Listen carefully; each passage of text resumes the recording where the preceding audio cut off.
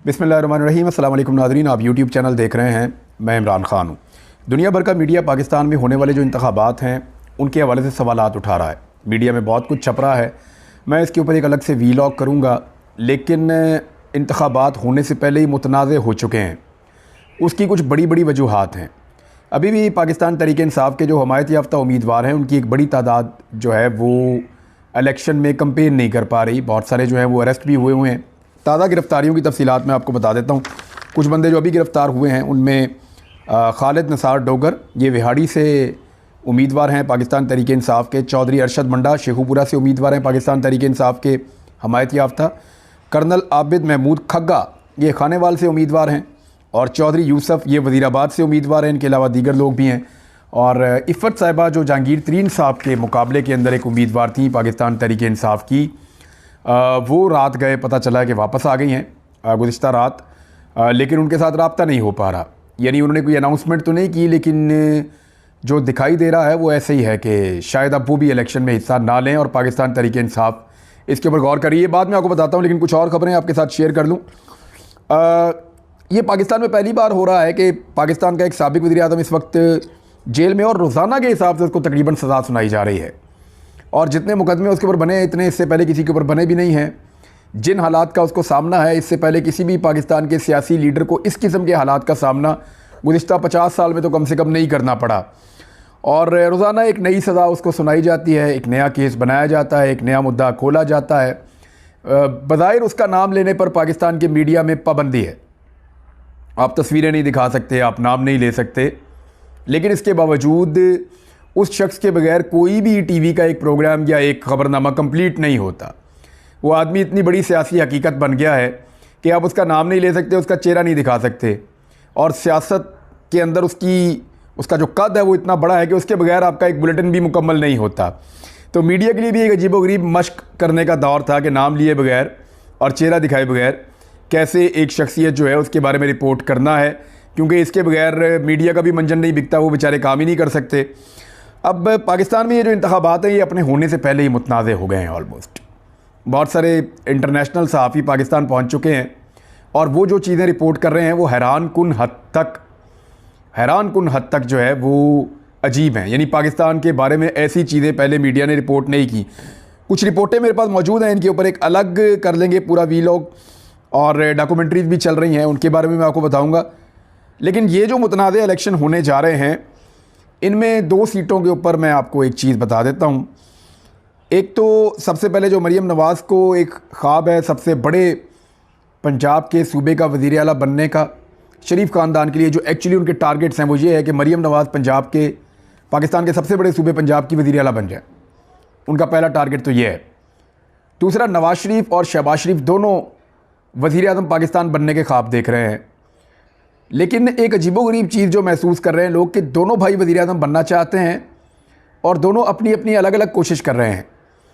शहबाज शरीफ जो हैं उनकी कबूलियत थोड़ी ज़्यादा है, नवाज़ शरीफ जो हैं उनकी कबूलियत उस लेवल की नहीं है, लेकिन उनके पास भी ये वाला अंसर मौजूद है, और वो इस सपोर्ट का बहुत फ़ायदा उठा रहे हैं।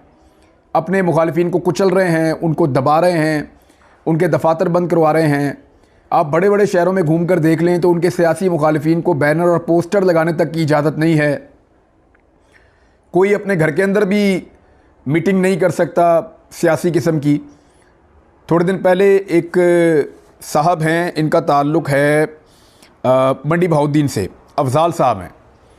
इन्होंने एक मीटिंग रखी थी, पाकिस्तान तहरीक इंसाफ के ये वर्कर हैं, और इन्होंने एक मीटिंग रखी थी। इनको दबाव में लाने के लिए पहले कोशिश की जा रही थी, फिर इनके वालिद को गिरफ़्तार कर लिया गया। इनके वालिद जो बहुत ही ज़ईफ़ थे, बहुत बूढ़े इंसान थे, उनको गिरफ़्तार कर लिया गया। बकौल इस शख्स के, अफजाल साहब के, इन्होंने बड़ी कोशिश की अपने वालिद को रिहा करवाने की। पुलिस से बात करते रहे, DSP से बात की, SHO से बात की, बल्कि DPO को भी राब्ते किए गए, लेकिन वो सारे जो है वो ये बेटा मांग रहे थे कि बाप के बदले में, कि जनाब जो है बाप को हम नहीं छोड़ सकते, अभी छोड़ देते हैं, या आसरे दे रहे थे उनको। तो उनके वालिद का चंद दिन के बाद दौरान हिरासत इंतकाल हो गया। यानी वो इस हालत में था, ज़ईफ़ आदमी, वो सख्तियाँ बर्दाश्त नहीं कर सका, कैद की, और वो अपने खालिक हकीकी से जा मिला। अब ये एक ऐसा इंसिडेंट है कि किसी भी अगर सिविलाइज्ड मुआशरे के अंदर हो कि बग़ैर FIR के, बग़ैर किसी जुर्म के बगैर किसी वजह के एक बुज़ुर्ग आदमी को पकड़ के आपने लॉकअप में बंद कर दिया और उसको छोड़ भी नहीं रहे। तकादा सिर्फ ये है कि उसका बेटा एक पॉलिटिकल पार्टी को सपोर्ट करता है, वो सपोर्ट छोड़ दे, या उसका बेटा एक प्रेस कॉन्फ्रेंस कर दे, या उसका बेटा जो है वो गिरफ्तारी दे दे, पकड़ा जाए। तो ये उस बाप का तो कुछ लेना देना नहीं था उसमें, और बहुत सारे लोगों ने पुलिस को ये कहा भी।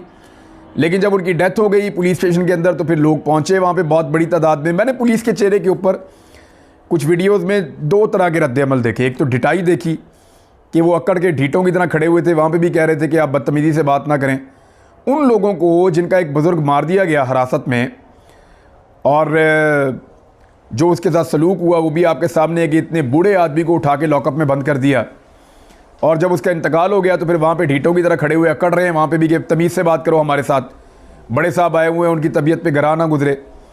और दूसरा, मैंने पुलिस में एक बेबसी भी देखी, एक परेशानी भी देखी। पुलिस वो सारे काम जो वो नहीं करना चाहती, उनको वो सारे काम करने पड़ रहे हैं बदकिस्मती से, लेकिन वो पुलिस वो काम कर रही है अपनी अपनी नौकरी के लिए।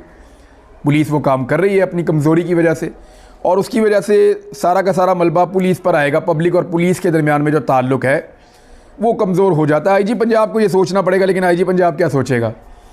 आईजी पंजाब जैसा कमज़ोर आईजी मैंने अपनी ज़िंदगी में नहीं देखा। बहुत गलत फ़ैसले किए हैं, बहुत सी गलत चीज़ों को डिफेंड किया है, और लॉ एंड ऑर्डर के बजाय बहुत सारे दीगर मसाइल के ऊपर इनकी तवज्जो रही है। जो सलूक शहरियों के साथ पंजाब पुलिस ने इस आईजी की मौजूदगी में किया, इससे पहले ना हमने कभी सुना ना हमने कभी देखा। तो जो तारीख़ लिखी जाएगी तो उसके अंदर जिन ऐसे किरदारों का जिक्र होगा जिन्होंने बहुत जबर किया था, उनके अंदर ये आईजी साहब भी अपना नाम लिखवा चुके हैं। अब आ जाएं इस बात के ऊपर कि ये देखिए, ये एक वाक़या है, इसके ऊपर सुप्रीम कोर्ट नोटिस ले सकती है। वो पूछ सकती है कि जी आपने एक बुज़ुर्ग को क्यों गिरफ़्तार करके बंद कर दिया था, और सिर्फ इसलिए कि आप इलेक्शन में एक मखसूस उम्मीदवार को जितवाना चाहते हैं, फ़ायदा दिलवाना चाहते हैं, उसके बेटे को सियासी कैंपेन से मना करना चाहते हैं। फिर बार बार सवाल किए जाते हैं, अदालत में जाओ तो वहाँ पे सवालात इस तरह के होते हैं कि लेवल प्लेइंग फील्ड की आप क्या बात करते हैं, सबूत दें। इससे बड़ा क्या सबूत है? अभी भी बहुत सारे लोग गिरफ़्तार हैं। तो अदालत भी ऐसा लगता है कि कादी फ़ायद ईसा साहब की अदालत सुनने के मूड में नहीं है। सुनने के मूड में होती तो कम से कम बुलवा के ये मामला सुन लेती। अब जहांगीर तरीन साहब के लिए अब तक 2 उम्मीदवार तो कन्फर्म बिठाए जा चुके हैं ताकि वो इलेक्शन जीत जाएंगे। उनको 2 जगहों से इलेक्शन लड़ना है जहांगीर तरीन को, और PMLN उनको सपोर्ट दे रही है, नवाज शरीफ साहब। एक उनको इलेक्शन लड़ना है लोधरा से, और एक वो इलेक्शन लड़ रहे हैं मुल्तान से। मुल्तान में उनका मुकाबला है आमिर डोगर से। आमिर डोगर बहुत मुश्किल कैंडिडेट है, वो तो तरीन साहब से हारने वाला नहीं है। और तरीन साहब का गुस्सा इस लेवल पे पहुंचा हुआ है कि वहाँ पे जावेद हाशमी साहब ने आमिर डोगर की सपोर्ट का अनाउंसमेंट किया। हालांकि उससे कोई बहुत बड़ा फ़र्क नहीं पड़ता, लेकिन वो जावेद हाशमी साहब के ऊपर जो है वो छापे शुरू हो गए और उनके लिए ज़मीन तंग कर दी गई। अब तरीन साहब को वहाँ से मुल्तान से जिताना तकरीबन नामुमकिन हो चुका है, जिस तरह की वहाँ कंपेन चली है। आमिर डोगर, इसके वालिद भी आमिर डोगर के वहाँ से पहले इलेक्शन कई दफ़ा जीत चुके हैं, मेयर भी रह चुके हैं। आमिर डोगर ख़ुद यहाँ से 3 दफ़ा इलेक्शन जीत चुके हैं, और ये चौथी मरतबा वहाँ से MNA के कैंडिडेट हैं। पहले MP का भी लड़ चुके हैं, 2 दफ़ा MNA बन चुके हैं। तो अब दोबारा आमिर डोगर वहाँ पे कैंडिडेट है, और ये तगड़ा कैंडिडेट है, ये जहांगीर तरीन के काबू में आने वाला नहीं है। तो इस हल्के से मायूसी होने के बाद ये फौरी तौर पे रुजू करते हैं लोधरा वाले हल्के में, और वहाँ पे इन्होंने पहले एक उम्मीदवार बिठाया जहांगीर तरीन के मुकाबले में, फिर दूसरा उम्मीदवार बिठाया जहांगीर तरीन के मुकाबले में। अब एक खातून उम्मीदवार थी, जैसे ही उन्होंने अपनी तगड़ी कंपेन शुरू की तो उनको मुबैना तौर पर गिरफ़्तार कर लिया गया। पहले वो गिरफ़्तार हो गई खातून, और उसके बाद फिर वो रात गए, सुनने में आ रहा है कि वापस आई हैं, और तब से अब तक उनसे रब्ता नहीं हो रहा। पाकिस्तान तहरीक इंसाफ के लोगों को कहना है कि लगता है वो भी कंप्रोमाइज़ हो गई हैं, या उनको इस कदर दबाव में ले लिया गया है कि वो अब इलेक्शन नहीं लड़ सकती।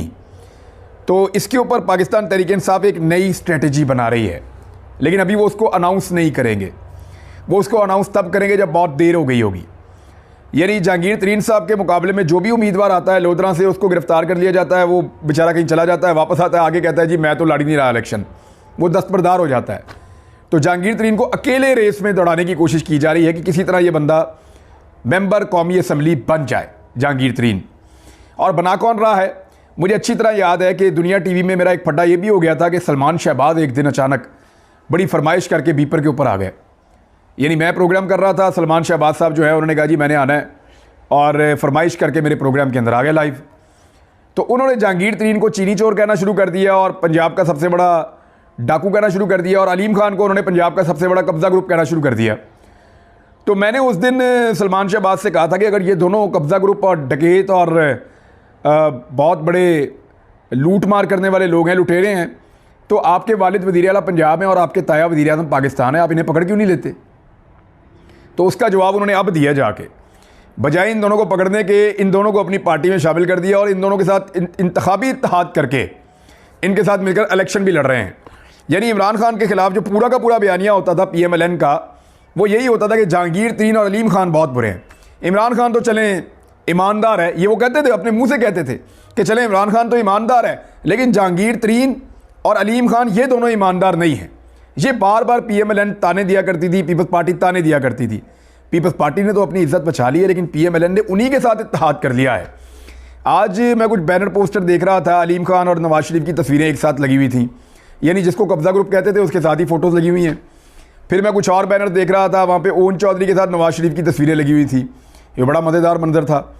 फिर मैं एक और कुछ पोस्टर देख रहा था, वहाँ जहांगीर तरीन और नवाज शरीफ की जो है वो तस्वीरें इकट्ठी लगी हुई थी। तो इस तरह इनका एक अलाइंस बन गया है। अब जहांगीर तरीन के लिए पाकिस्तान तहरीक-ए-इंसाफ का जो नया सरप्राइज़ आ रहा है वो इससे ज़्यादा मज़ेदार होगा, लेकिन वो वक्त पे अनाउंस करेंगे। उनके पास अभी भी 3 ऑप्शंस मौजूद हैं और वो उसमें से किसी एक ऑप्शन को चुनेंगे। वो ये चाहते हैं कि जहांगीर तरीन को नहीं जीतना चाहिए। यानी पाकिस्तान तहरीक-ए-इंसाफ के लोगों से मेरी बात है, वो कहते हैं जी हम कोई भी जीत जाए, जहांगीर तरीन को यहाँ से हम नहीं जीतने देंगे, जहांगीर तरीन को असम्बली में नहीं जाने देंगे। और उन्हें लगता है कि जहांगीर तरीन ने उनके साथ गद्दारी की और ज़्यादती की है। बहरहाल देखते हैं यहाँ क्या होता है। लेकिन एक और ख़बर है, एक चीज़ जिस पे बहुत सारे सवालात उठाए जा रहे थे कि लोगों को इंतखाबी निशान का नहीं पता होगा, लोगों को आइडिया ही नहीं होगा कि इंतखाबी निशान उनका क्या है, तो उस पर भी हमने काम किया, पता करें कि लोगों को क्या इसके बारे में इल्म है या नहीं है। तो सच्ची बात तो ये है कि आज से थोड़े दिन पहले तक सूरत हाल मुख्तलिफ थी। लोगों को अपने अपने हलके में जो उनका आज़ाद उम्मीदवार खड़ा हुआ है उसके इंतखाबी निशान से मुताल्लिक मालूमात नहीं थी। लेकिन अब जैसे जैसे इलेक्शन करीब आ रहा है तो ये मालूमात लोगों को मिल रही हैं, लोग एक दूसरे से बात कर रहे हैं और जो कैंडिडेट्स हैं उन्होंने भी बहुत तेज़ी से अपने इंतखाबी निशानात की मालूमात अपने वोटर्स तक पहुँचाई हैं। और ये अंडरग्राउंड बहुत काम किया। पाकिस्तान तहरीक-ए-इंसाफ के हमायत याफ्ता जो आज़ाद उम्मीदवार हैं उन्होंने तो बहुत काम किया। अब इसमें हमने दूर दराज इलाकों को चेक किया तो मैं आपको क्लियरली बताता हूँ कि ज़रताज गुल वज़ीर वो इलेक्शन लड़ रही हैं डेरा गाजी खान से। अब डेरा गाजी खान में उनका इंतखाबी निशान है बेंच। वहाँ पे भी जब चेक किया तो अब बहुत सारे लोगों को पता है कि उनका इंतखाबी निशान बेंच है। वो बेंच के इंतखाबी निशान पे वहाँ से इलेक्शन लड़ रही हैं ज़रताज गुल वज़ीर। और यानी 80% लोगों को अब आइडिया है कि उनका इंतखाबी निशान है। जिन लोगों को नहीं पता वो ऐसा लगता है कि अगले 24 घंटे में उनको भी पता चल जाएगा कि इंतखाबी निशान एक्चुअली है क्या। तो बेंच का इंतखाबी निशान उनका है। थोड़े दिन पहले मेरी इनसे मुलाकात भी हुई थी। मैं मोटरवे से वापस आ रहा था लाहौर, तो एक दिन पहले मुझे याद है, 1 या 2 दिन पहले ज़रताज गुल वज़ीर की एक ज़मानत हुई थी खैबर पख्तूनख्वा में हाई कोर्ट से। और उसके बाद जो क़यामत आम आता है रास्ते में, वहाँ पे अचानक इनसे मेरी मुलाकात हुई, जहाँ पे आप फ्यूल लेने के लिए रुकते हैं, पेट्रोल लेने के लिए रुकते हैं, वहाँ पे इनकी भी गाड़ी कहीं में रुकी हुई थी। तो एक लड़के ने मुझे आकर बताया, फिर ये आकर मुझे मिली ज़रताज गुल वज़ीर साहिबा। तो इनकी जो हालत थी उसको देखकर मुझे आइडिया हो गया था कि पिछले चंद महीने इन्होंने किस तकलीफ़ में और किन हालात में गुजारे होंगे। तो मैंने इनसे पूछा आप किधर जा रही हैं? तो इन्होंने कहा मैं वापस जा रही हूँ डेरा गाजी खान। तो मैंने इनको कहा कि आप अभी तो आपका ज़मानत आपके पास खैबर पख्तूनख्वा में है, तो पंजाब में तो शायद आपके पास ज़मानत भी नहीं है, तो आप ये रिस्क ले रही हैं, आपको वहाँ गिरफ़्तार कर लेंगे। तो ज़रताज गुल वज़ीर ने, मुझे याद है, मुझे कहा था कि मैं अपने हलके के लोगों को, मैं अपने हलके को और अपने वर्कर्स को अभी अकेला नहीं छोड़ सकती। अब आगे इलेक्शन सर पे है, मुझे जाकर वहाँ पे अपने कागजात भी जमा करवाने हैं, मुझे इलेक्शन लड़ना और मुकाबला करना है, तो मैं मैदान में जा रही हूँ। तो ये मैदान में चलेगी। अब इन्होंने जो कंपेन की है अपनी अंडरग्राउंड, उसमें कम से कम ये कामयाब हुई हैं ये बताने में अपने वोटर को कि इनका इंतखाबी निशान बेंच है। तो ये जो एक मसला था जिसके बारे में कहा जा रहा था लोगों को पता ही नहीं चलेगा, अब ज़्यादातर लोग इसका अंदाज़ा लगा चुके हैं। जिन्हें नहीं पता, मेरे ख्याल में इलेक्शन की सुबह तक सबको आइडिया हो जाएगा कि किस उम्मीदवार का क्या इंतखाबी निशान है।